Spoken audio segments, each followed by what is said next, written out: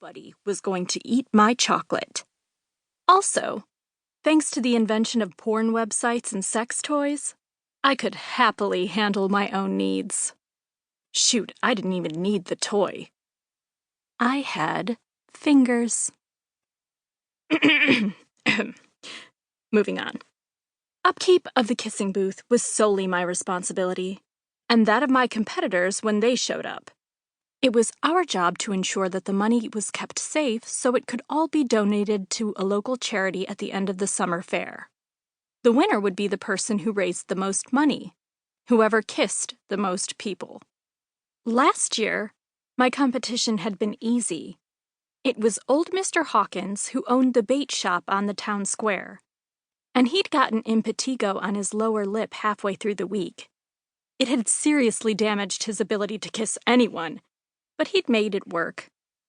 He'd purchased a lip-shaped stamp and some ink and stamped everyone's hand instead. The kids loved it.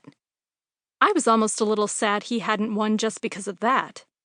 But he'd stopped by the library last week and left the stamp with me. Now, the kids could choose a kiss on the cheek or a stamp on the hand. I just wish I could have given the pensioners the same option. Most of those insisted on a genuine peck. It was the worst thing about doing this. I shuddered at the thought of it. I had some serious mental preparation to do, just in case Horace Peters decided he wanted to stop by on a daily basis again. Last year, he'd almost been arrested for harassment. I really had to call my dad and make sure there was someone stationed by the booth at all times. I stepped forward and gripped the gaudy purple curtains that were tied together by a huge gold rope. If you didn't know this was the booth, you'd think it was the home of a psychic or a palm reader. Tarot, maybe. But no, it was where the kissing happened. I untied the heavy knot and let the rope fall to the sides. The thick ends hit the grass with a thud, and I only just got my foot out of the way before one hit my toes. I'd made that mistake once before. It had sprained my toe. It wasn't an experience I was keen to repeat. I pulled open the curtains and coughed. They were musty, and the inside of the tent smelled like mothballs. It was hard to believe that it was taken down at the end of each summer and put up just before. They had to be storing this stuff in a 100-year-old clothing trunk and then putting the trunk in a deserted cellar or attic somewhere. I batted at the air in front of my nose and looked around.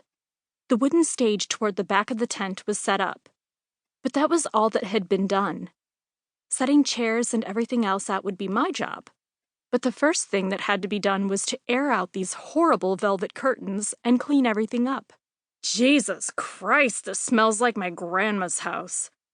Laughing, I turned at the sound of the voice of one of my best friends. Reagan's face was scrunched up in disgust as she looked around. Yep, I replied, adjusting my bright red glasses. They still haven't bothered to wash the fabric. Where's Ava? Looking for food. As always. Reagan grinned and tucked her bright purple hair behind her ear. I told her the stalls won't be open yet, but she didn't listen to me. I snorted. You know she's been seeing Butler Ferris on and off. His dad has the barbecue stall this year. She'll just head over there twirling her hair, smile a little, and she'll show up with half a brisket, 3 hamburgers, 6 hot dogs, and 3 pulled pork sandwiches. Plus coleslaw and salad. Huh. You're right. $10 says she shows up with food. Why do you get that bet? I called it. You're just jumping in. Fine. $10 says she doesn't. You're on. Reagan rolled her eyes. Hey, the Ferris stall. They'll be cooking for the volunteers, right? Yep, we all got a note that they're hosting for us at 7 tonight. We can all bring a guest, so come along with me. I pulled a hair tie from my wrist and pulled my short, shoulder-length blonde hair back into a tiny ponytail. Do you want to give me a hand here? Not really. Please. I don't know who my competitor is this year, so I'm stuck here alone. And I'm getting you barbecue for free tonight. Reagan sighed. Fine, but I'm not painting that sign again. That was a nightmare. She pointed at the broken sign from last year. Only because you had the artistic ability of a sack of potatoes.